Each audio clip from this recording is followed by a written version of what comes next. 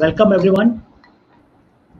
Great to have you here. I am Ravi Gupta. I am CEO and founder of Elets Techno Pvt Ltd. I am also the editor-in-chief of a magazine called eGov, which is India's and Asia's first and the only magazine focusing on uh, ICT innovations in the government.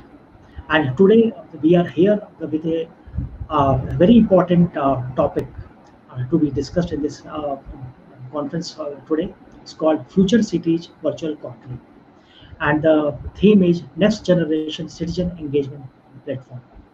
And we are having a array of speakers, a great range of international and national speakers today with us. So I welcome them all here, and I also welcome the audience which is watching us live on the various social channels. Thanks for joining us. And today, this workshop is also having various case studies of implementation of citizen engagement models in various parts of the world and also in India. So let me request Mr. Sujit Pateja, who is the Director of Smart Cities and Urban Governance, SAP India, to welcome you all. Sujit. Thank you, Ravi, and good morning, everyone, whoever is watching us live. I'm really pleased to be part of this virtual conclave on future cities, and for a very specific reason. We've all been part of various events and virtual summits in the past 4 months and earlier on smart cities, where the focus has largely been on cities and city administration. So we have seen various events talking about public safety, mobility, and city administration in general. While really important topics, but I think what has been missing in these is the focus on citizens per se, their experience of interacting with these services and their experience of engaging with government organizations across cities. When this smart city mission began, it began with a focus on citizens. Citizen feedback formed about 20% of the weightage of the smart city proposal for all the cities in India.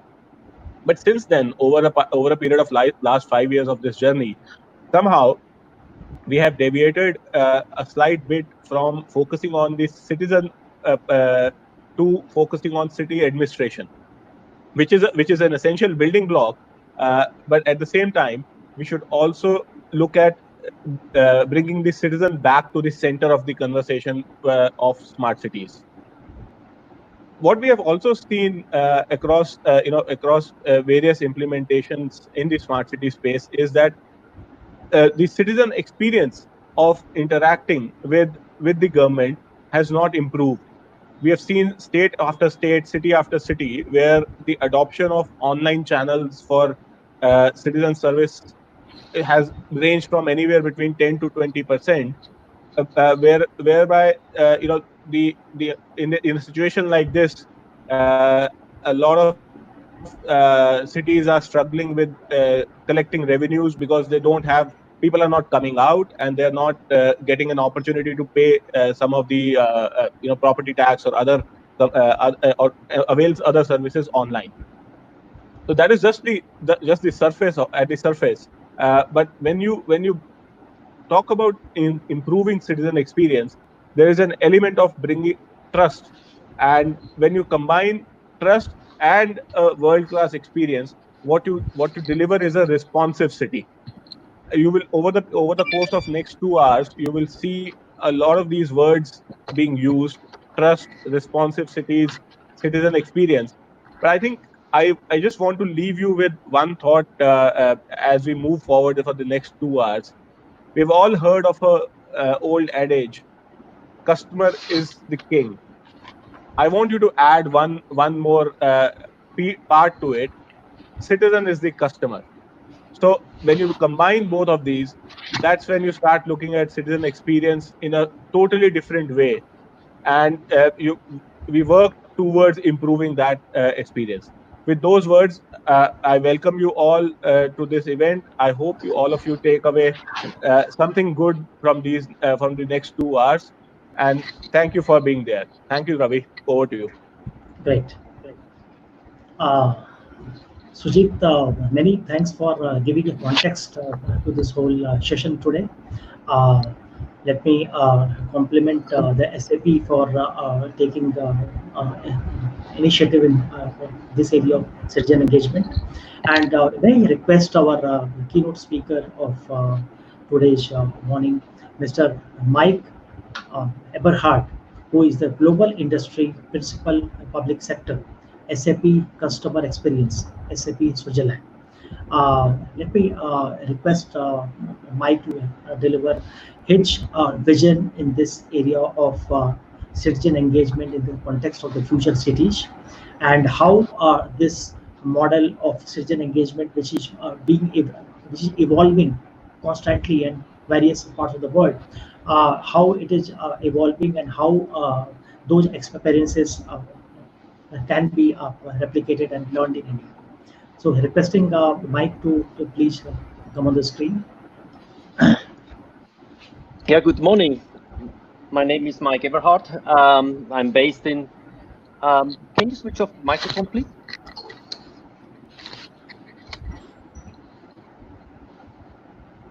Microphone. Okay, can you hear me? You are audible, Mike. Yeah. Yes. Excellent, good. Good morning. Thank you to be here. My name is Mike Eberhard. I will work on the introduce you our story, our knowledge to you, together with Kathleen O'Brien, what we'll present after my session. Yeah, it is an important topic right now. Someone can please switch off the microphone.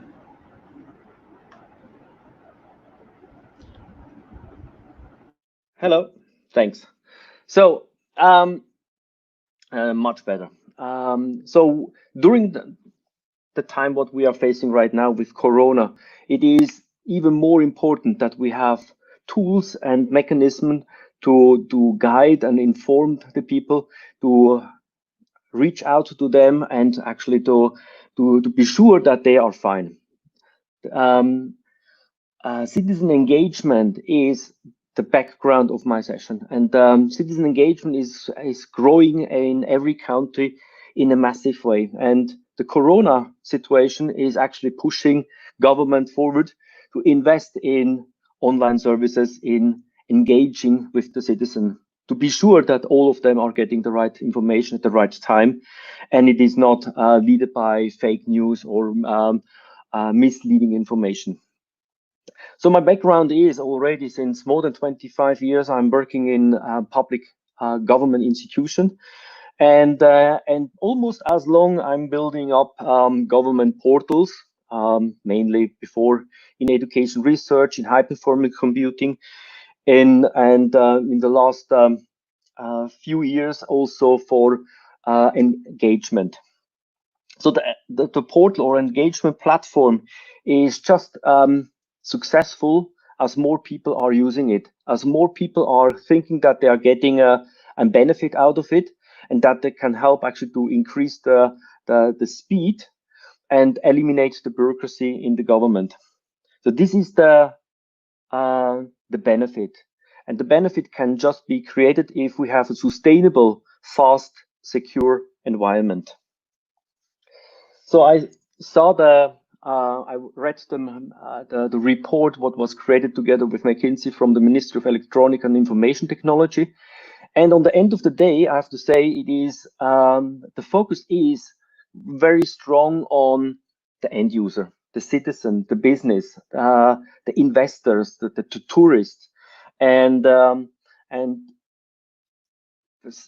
these are 7 points, and the leader in digital transformation is a clear target. It is not simple.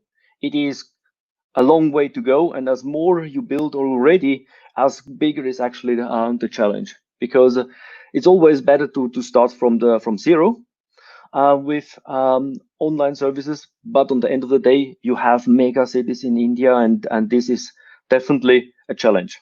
However, the target is energy for all, green energy for all, next generation financial services, as we heard before, a good tax environment. But a good tax environment is not just pushing the people to pay, it is also helping them to understand if there are a change, like the Corona situation, what kind of issues do they have today with paying tax? The farmer income, then it is a clear statement built in India, for the world. And this is a strong statement, and this is definitely something what we can bring an added value. The quality of education and the lifelong learning process is as important, because we are in a fast growing environment. We are developing new technologies, and we have to be sure that the people are in line with or in the same speed with the country. That's the reason why, for example, Singapore, or as well now in Holland, the government is offering actually a certain budget to the people. So if they want to get additional education, they can actually use the money for investing in education. What is a great step forward. So what is it? Is it really an opportunity, or is it actually a race? And theoretically, it is a race, because the young generation, well educated, they are looking for the best places actually to work, the best cities to live in, to grow the business, to get employed, and also to grow the family. And it is a mixture of everything. So, and that's the reason why we have to be sure that your invested money, for example, a young person, when they go to the school, when they go to the university, it is a cost factor. And that the government is getting the most and the best return of investment from the investment in education. That means to get a good taxpayer back, and as well also someone who is paying into the pension system. So this is important as well for the investors. Investors are always looking for a place what makes sense for them. And this makes not just sense to have cheap labor, it is as well what is the quality. So for example, the biggest outside of the United States research center from Google is in Switzerland. And Switzerland and Zurich is probably one of the most expensive places around the globe. But what was the reason why they choose Zurich? It was the reason because the educational system is great. They are getting the workforce. It is a clean environment. It is there is no corruption. It's the best place actually to come up. Even they have to pay, I think, several times more for the property, for the tax, and for everything as in England or in Germany. So this is the target from the government to build up a workforce for the future and to be a good partner for investors. But what is the fears? What are the hope of the people? And these are actually the key elements. Why are people are having a fear, or why are they not trusting so much what is going around right now? So, and these are all elements, and we have to focus on that just to be sure that we understand the voice of the people. So it is trust, and trust is something what is a challenge for all governments, because in the last 10 years, the trust level in around the globe to governments went massive down. And what is the reason? The reason is the news, the more information what we are getting from the government. It is as well social media, and social media is something what we cannot really control. And but on the end of the day, it is in the responsibility of the government to invest in transparency, that we can be sure we have the responsible and the responsibility behind. We have to be sure that it is sustainable, that we have an environment what is built for a long term. It has to be driven as a vehicle with technology to be sure that the data and the application, the services are secure, that the data are secure, that they are not misused. And but in the center of everything is the user, the end user. And the end user is not just the individual person, it is a family, it is a tourist, it is a business owner, it is a government employee, a caseworker. They are, all of them are in the center of all services. So it's time to start to build the future, and this is how we can work, and this is what we learn from other customers, and this is definitely an area where we can actually help you to grow. So on the end of the day, it is nothing else than bringing all the pieces together in a fast and secure, in a scalable environment. That means we are connecting the backend to the front end, and we are using the integration layer, including also artificial intelligence, IoT, analytics to guide the services and to be a real partner in services for every single stakeholder. That means for tourists, for citizens, for business, for the utility organization, the city administration. We can help to build the mobility ecosystems, transportation, and we are also the partner when it comes to business and growth. So, on the end of the day, no one wants to have hundreds of apps on the phone. Everyone wants to have a secure access place to all the services, and it is important that we have a one-stop shop. It is as well important because we are facing earlier or later a big wave of cybercrime, cyber thieves, and it is even more important that we have a secure environment. So this is an environment for all stakeholders: internal, external, private, business, national or international. It has to be secure. It has to be easy to use, intuitive, guided, self-explained.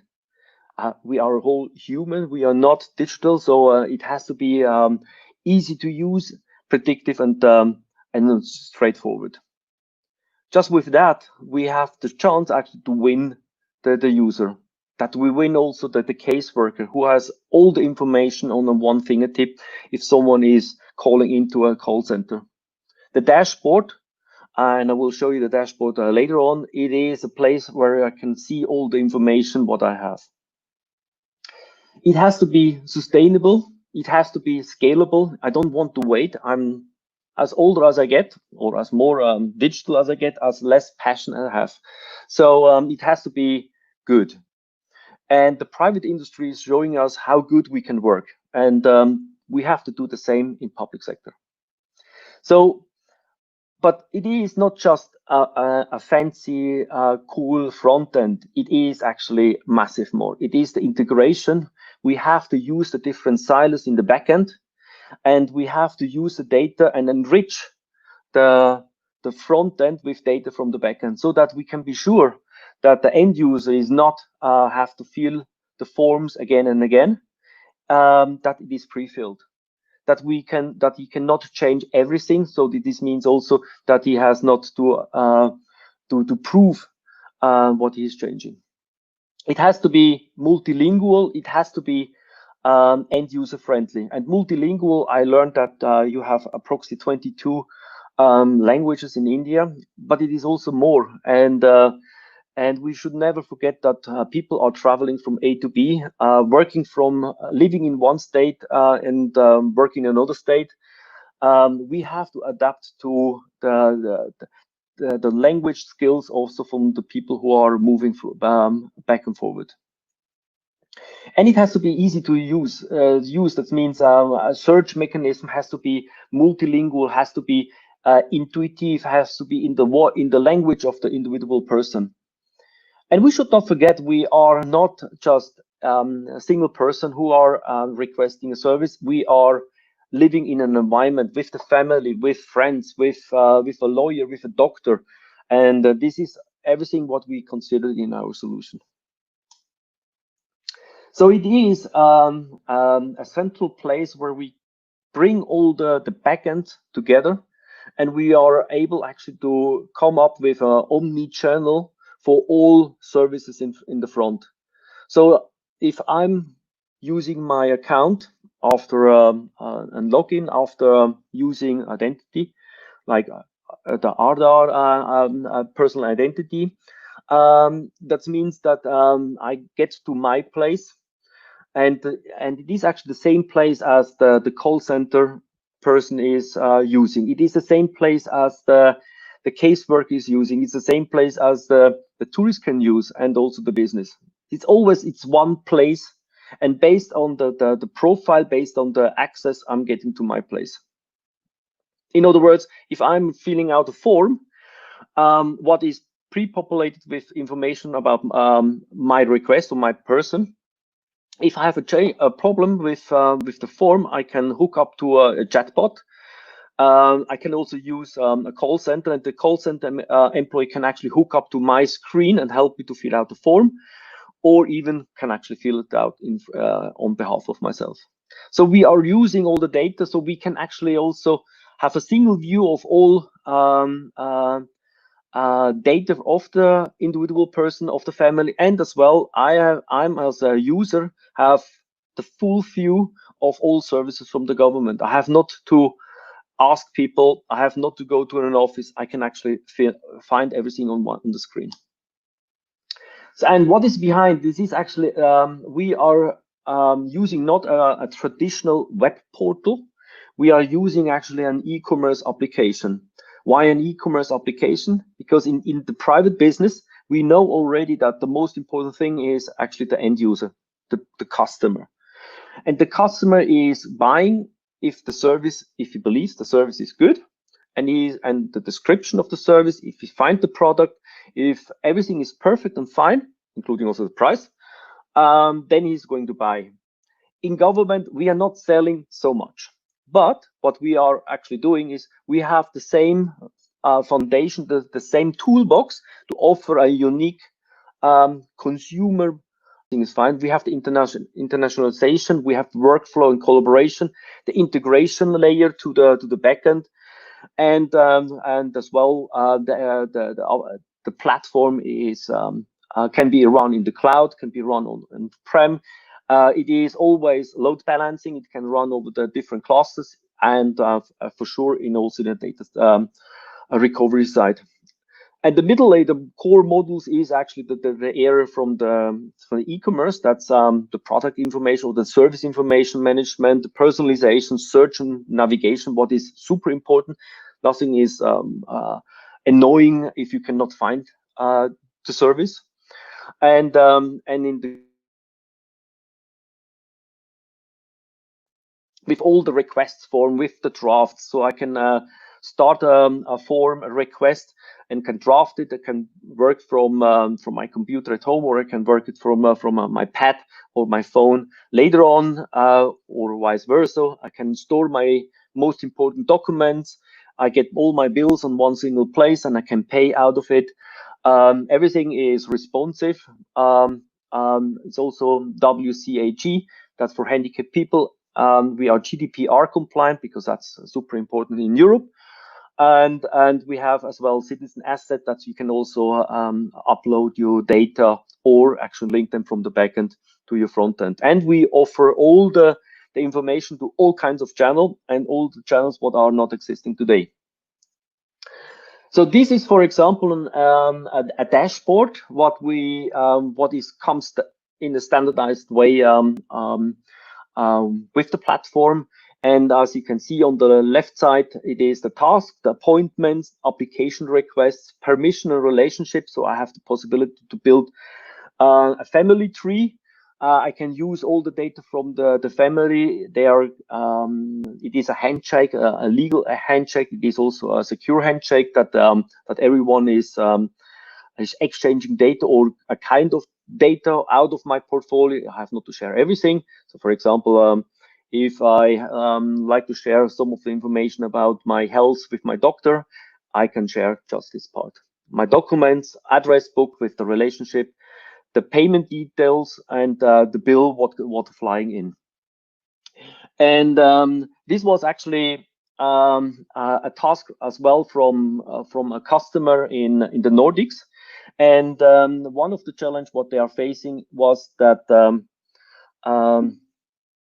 that the government is or the population is overaging. They are living longer. That means they have to pay more pension money, and as well the healthcare cost went up.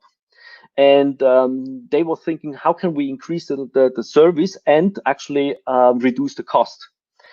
And one idea was actually to use a chatbot. And in this case, we used a chatbot, what means Alexa. And on the end of the day, we created a work story or a story around an elderly person who is setting up an appointment with a doctor. And actually, I can show it to you live if my Alexa is working well. Alexa, doctor. Hi, Thomas. How are you doing? I'm fine. Thank you very much. I hope it's nothing serious. Would you like that I help you to set up the appointment? Yes, please. Should I set up an appointment with the doctor? What is in your contacts? Dr. Oliver Larson? Yes, please. The doctor has an open time slot at 2 p.m. for 45 minutes. Is this fine with you? Yeah, that's great. Thomas, are you aware that your driver license is running out in 3 months? To continue driving, you need a medical check. Oh, wow. No, I forgot completely. Thanks for reminding me. Should I inform the doctor for the driver license renewal medical test? Yes, please. I set up an appointment on Thursday at 2 p.m. Great. Cool. Done. After the medical check, you will get the invoice for the driver license renewal. The amount of €25 will be charged to your credit card. What is in your payment account? Excellent. So I have not to do anything. Great. Should I send you a reminder 60 minutes before? You have to leave 30 minutes before to be on time. Thank you. Cool. It is booked. The conversation is in your document box. The booking is as well in your appointment calendar, and I will send you a reminder to your mobile phone.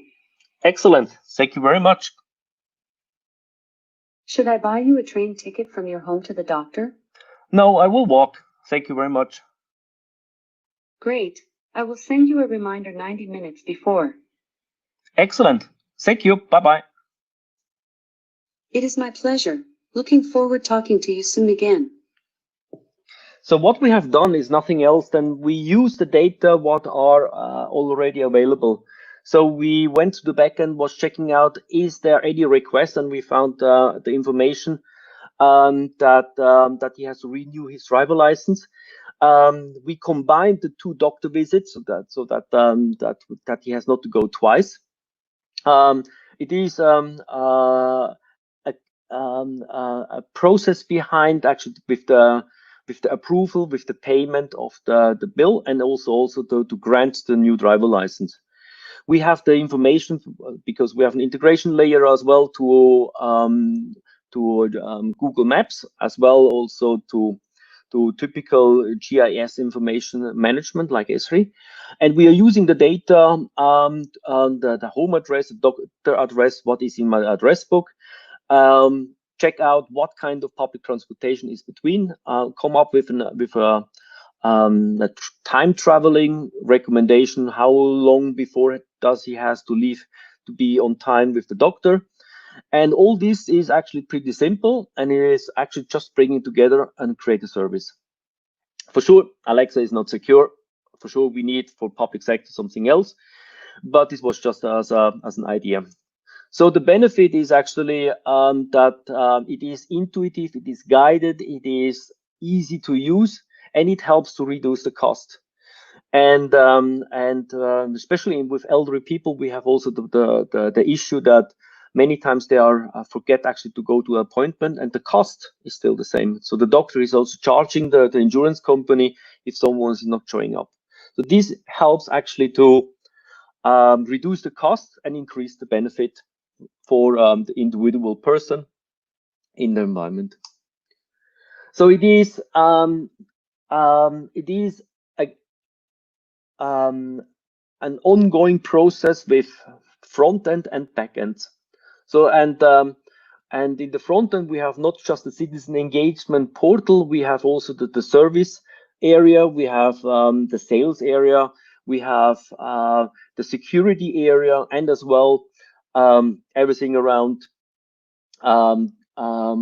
integration. All this together is actually an ongoing interaction between different levels, what brings actually the best service to the individual person. What I like actually to show you is what we have done in the last 3 years, how successful, and probably you know, and most of you are in government since long time. It is always very an hustle actually to come up with a new way of thinking, with a new application, because it was always the request, do you have any references? And in the beginning we struggled. We built our first project on trust, but on the end of the day we won already many very large projects, and we can definitely say it is in different areas. So we have approximately 5 groups. That means regional portals, social portals, in the finance area, on the national level, and also in other areas. So this means this is not just for each individual end user. That means for the citizen, for the families, for the business, for the tourists. It is as well for the different areas, and it is always the same platform. It is a single, it is a one-stop shop for all services. And when I like actually to highlight a couple of them, it is Nova Scotia, one of the poorest states in Canada. It is very well known for retirement and for education. It is a university state. This means very little income and high cost. And they had to reduce the cost and push forward to be as much online, as be self-service as possible to just reduce the cost. Then Auckland was one of the first one.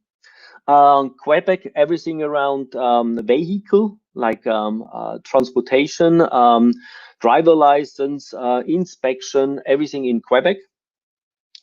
Then on the lower end, we have all our tax agencies. So we started actually with Bogota was one of the first one, together with Catalonia. Catalonia is in Spain, around Barcelona. And we won as well in Saudi Arabia, and the largest one is for sure in Brussels. And with very ambitious ideas and targets. So it is not just a platform to push you to pay taxes. It is actually to find out how we can be a partner. On the right side, in the right upper corner, we have more the social area. So for example, the Red Crescent, the Red Cross in Turkey. And a very nice story behind that. We had a design thinking workshop with the customer with over 100 people, and we used the end user to have a voice. And end user was the refugees from Syria. They have more than 1 million people as in the refugee camps. We have the social worker, we have disaster, we have the army, we have government institute, we have citizens, donator. We had everyone in a room with more than 100 people, and it was a very fruitful interaction, and we learned from them so much that we actually created services around that to serve them better. Then Korea, that was in Finland. It also be focused on healthcare. Then on the right lower corner, it is more utilities, or it's mainly utilities and housing. And in the center, it is housing, it is education, it is border control, and it is international affairs. So all these projects are individual, but we are always using the same platform. We are just not developing, we are configuring. For sure, we cannot configure everything, but 80% should be possible. 20% is based on individual needs and has to be built based on microservices or whatever is the target. And on the end of the day, it always comes to the same point. The priorities of the citizens. I like to have a single view of everything. I like to have a consumer grade experience like Amazon, like Uber, like typical e-commerce environment.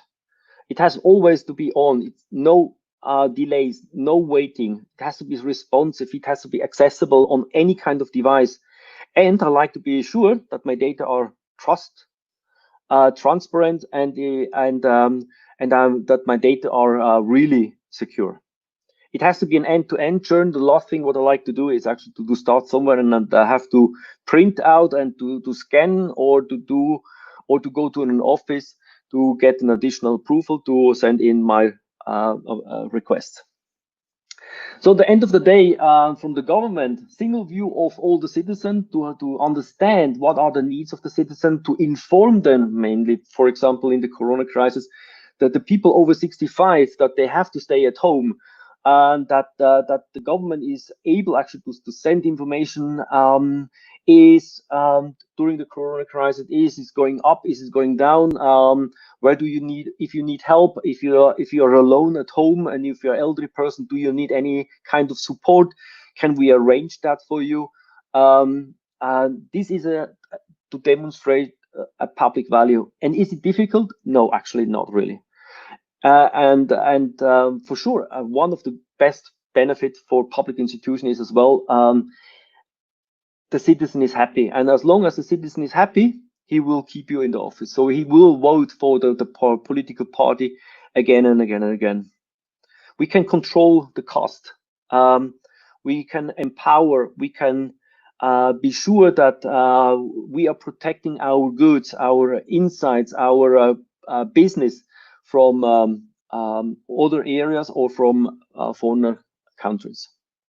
It is important for the IT department to have everything in their hand, to have the tools for the microprocessors, to scale on the speed, that if the government comes up with a new law, that they can actually introduce the law in the online area in weeks and not in months, or in days and weeks and not in months. That the business and the technology is agile, that they can actually move forward as fast as possible. It is a vertical integration. Nothing is annoying as an end user to fill out the form again and again, or to provide the data again and again, because the government knows already everything what I need. It is important that we bring in machine learning, artificial intelligence, IoTs into the game, just to make everything a little bit more streamlined. So all the project what we have done, the foundation was actually a design thinking workshop. We are listening to our customer. We try to understand our customer. We have as well a customer advisory board where we ask our customer, what else do you need? What else can we do as a standard in our next releases to be sure that you can use the standard in the near future? A typical city portal has between 300 and 400 online services. On a national level, it's up to 800, and this has to be sustainable. So we have to be sure that we understand the customer, that we build what he needs for the future. Sustainability can just be if we are not developing, that we are actually configuring, and as little development as better it is on the long term, because all the services has to be upgraded, has to grow, has to be modernized. It's an ongoing project over years, and this is important.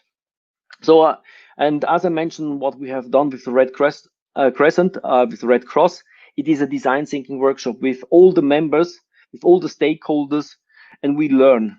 We are not asking IT questions. We are asking them what kind of service do they need, what kind of hustle do they have today, and that is how we can actually bring an added value. I hope you enjoyed my session. You can scan on the right side what we are doing as an SAP in smart cities. Anna will be here actually as well for question and answer, and you can always contact us direct. And I like now to hand over the session to Kathleen O'Brien, that she will bring you a little bit more insights on the application. Thank you very much. Handing over to Kathleen.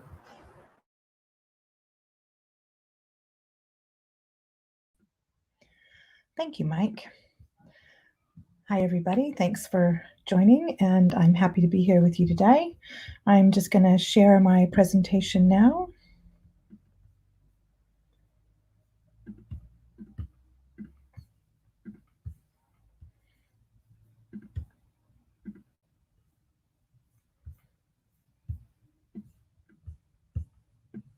As soon as I can find it.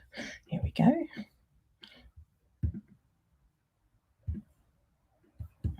Okay. And put that away. Okay, very good. Again, happy to be here with you. We are certainly in exceptional times right now, putting much more importance on digital service delivery, with less face-to-face contact required right now and faster, more efficient processes genuinely needed to support the economy and people's needs right now. This year has certainly exposed some big gaps in citizen services around the world and the lack of scalable government systems. If we look at what happened in the US, they managed to take $9.4 billion in retail sales on Cyber Monday alone, one single day. But then government systems couldn't actually handle digitally the 40 million unemployment claims that they had in 3 months. It's a massive disparity, and it's one that we are solving in a unique way. The problem isn't just in the US. Citizens in many countries complain of long, complicated forms, often paper, slow, poorly organized websites that are based on legacy systems that were never intended for high volumes. And add to that the lack of mobile responsive websites. It's a recipe for rapidly escalating costs for the government to manage and for high levels of frustration for citizens. So the solution, as Mike alluded to, we use our powerful commerce platform as the supercharged basis for our citizen engagement solution. We're making huge strides in providing that scalable, secure environment for our government customers, one that is certainly Cyber Monday strong. So if we were to look for a moment at some of our standard best practices in action, we'll meet our citizen, Jenya, and like everyone else, she has several things that she needs to interact with her city or state government over the course of the average year. And right now, this experience means jumping around from one website to another and probably calling in a few times as well. So Janya this year wants to find everything related to herself and her family in one place and to be able to act on her needs digitally and find all the information consistent in one place. I know, it sounds like a dream. Janya is also expanding her business and needs a new trade license. And she wants to help some of her older family members with things that they need taken care of with the city. And these may sound like really simple things, but if you think about it, how easy is it actually to do this today? How many transactions actually have to be done in person, in part or in whole? Let's explore some of the best practices standard in our solution in a little bit more detail. So, smart, useful citizen accounts are key to bringing the services together for people. A sign-on through a government ID, an email address, or social login is very good. Being presented with an engaging dashboard experience that can be personalized through the UI. You saw the dark version of this in Mike's presentation, and yet this one looks very clean and accessible. And this can be personalized, and it can be targeted to certain cohorts based on various details. The dashboard itself is like a one-stop for Janya to find her alerts, like expiring licenses, bills that have to be paid, other upcoming activities. If she wants to manage her family and delegates and review permissions, she can do that. She can look at all the applications and requests and also pick up her drafts. When looking for something, Janya actually needs to find it quite quickly. And city websites can be notoriously difficult to find what you need fast. A great search to present most relevant results right at the top, and a well-structured menu navigation is essential. As you can see, we've searched for that and had come up with trade. And having found the trade license detail page, Janya should find all the important information on the single page without being taken out of context and pointed to other pages. Best practice content management brings everything together for the citizen into the one page, including help with chat straight while they're in context. So now that Janya's found her application for the trade license, it needs to be simple and intuitive. This application should be very complete. It should be easy to use, responsive, meeting the high accessibility standards. And she can take care of this application on any device, even saving it as a draft and picking it up later on another device and attaching files as needed. Notice as well the well laid out intuitive form steps. It's clear that Janya will know what she's doing next. She also sees the prices, the price for her application being calculated as she makes her selection. Real-time price calculation allows that level of transparency that citizens really need. She can also make her inspection appointment times directly in the application. And her personal details are filled out for her in the applicant details section, which saves her time and keeps details accurate. All the applications and forms are easily configured through the business tools by a business analyst, making them easy to take care of and manage without a developer. And all the form templates, of course, are the high level of WCAG 20AA rating, and they are responsively designed.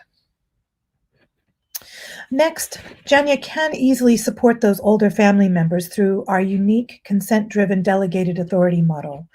This makes things easier for her parents, and they may be uncomfortable with digital interactions or have other limitations. And it's also making it safer for them, so they don't need to go into a service center and wait in long queues unnecessarily. It's simple to initiate the relationship from Janya's account, which can then be accepted by her mother in her mother's account. At which point they can set up, as we show here, the very specific types of delegated permission that her mother wishes Janya to have. In this case, she's identified that she wants Janya to take care of everything about her car. And she has many choices as to what other things that she could have her do for her. Very easy to refine those permissions to exactly what you need. Janya can now manage everything about the car. We have containerized what we call assets so that you can bring everything together for that holistic management of something you're responsible, be it a house, a car, a business. It could be a tax, it could be a grant. It's really unlimited what you can put into these containers to bring everything together into the one place, giving you all of the key details that static metadata about that particular thing, in this case, the car. It brings in very intuitively the types of applications and requests that may apply to that car. In this case, it's suggesting she's eligible for a parking permit, she should apply for a road toll, and she should renew her driving license. It also includes bills and documents that may apply as well to that particular thing. In this case, Janya can apply for her mother's disabled parking permit. When the form opens, she can quickly switch to use Arjun as the applicant. It will then pre-fill with all of the mother's details, as it should, and then she can attach any necessary certificates, documents, etc., and submit it on her mother's behalf. And this, of course, is all kept completely transparent because this document, the application itself, is stored in both her mother's account and in Jenna's account. And it's really important to know that the assets model and the delegation model actually underpin all aspects of the solution. So when Janya can manage then her mother's affairs as well as her own in a frictionless way, and this also carries over to Janya's business scenarios. So everything, again, is very holistically managed. So you can imagine there's a number of benefits to a solution such as this and what citizens themselves can get out of this. Making it accessible and easy to use, having that level of responsiveness and those very accessible templates. It means people can access all the digital services on their device of choice any time of day. The processes and the application processes are fast and efficient.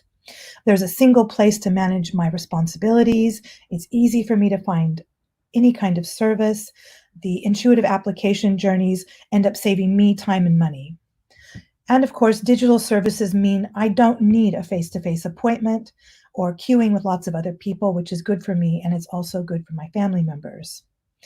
From a government standpoint, increasing this level of efficiency is really quite large. So manual paper-based processes can be streamlined very, very well, as Renee will show you in her presentation next. It's easy to streamline them for digital and including those workflows that help to move requests and applications quickly through the process, making it very smooth and saving up to 80% of the time, which could be spent today on manual processes. Lower cost and higher security. So eliminating those multiple points of cyber weakness to just one secure entry point makes it much easier to manage, monitor, and keep secure. There's less cost to run a fully digital operation on one platform. And in the end, better outcomes is what you have. Employees and citizens achieve higher satisfaction, and they have better overall outcomes when processes, data, citizen portals are all streamlined and everything's clear and consistently delivered, reducing friction to everyone. Thank you so much for your time today and letting me join you here.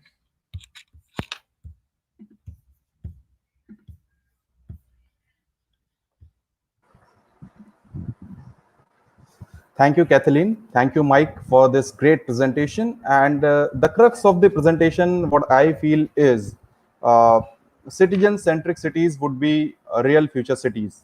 So with this, I think we can take a couple of questions from the audience, and then we may wrap up the session. So I'll just check if there are any relevant questions. You may also check. Questions can be seen there on the comment box.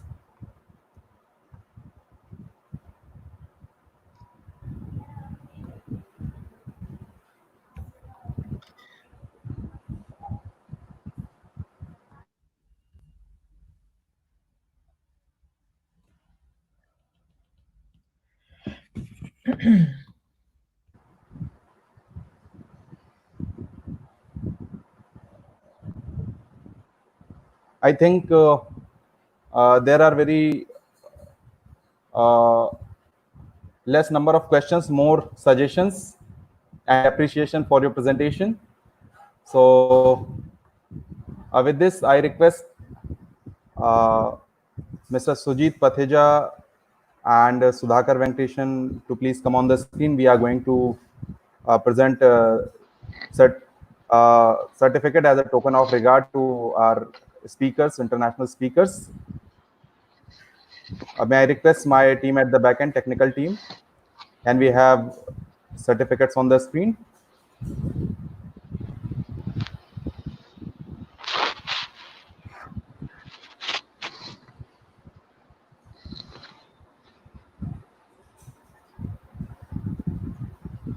May I request my technical team at the back end, please.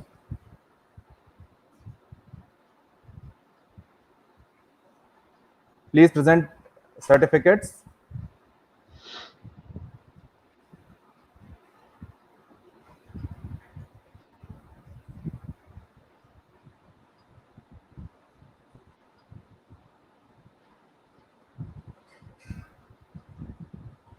So thank you, Mike, for joining Future Cities Virtual Conclave and sharing your valuable inputs and expertise as the keynote speaker. Thank you for joining us today. Thank you, Kathleen, for joining us and sharing insights on future cities and role of citizen engagement. Thank you. Thanks for having me. Pleasure to be here. Yeah, thanks, Mike and Kathleen. Excellent presentation, Sujit. great insights on citizen engagement. Thank you, Sujit. Patheja. Absolutely to the point. Thank you. Thank you also very much. And hopefully we can also travel soon again to India. Yes, please, you are most welcome. And now we will be moving on to the next session. That is that will be joined by government representative from Indian Smart Cities. So we'll be moving on to the studio 2 for that panel discussion. You all are most welcome over there. And with this, here we conclude the first session. And thank you all for joining us. Thank you. Thanks a lot, Arpit.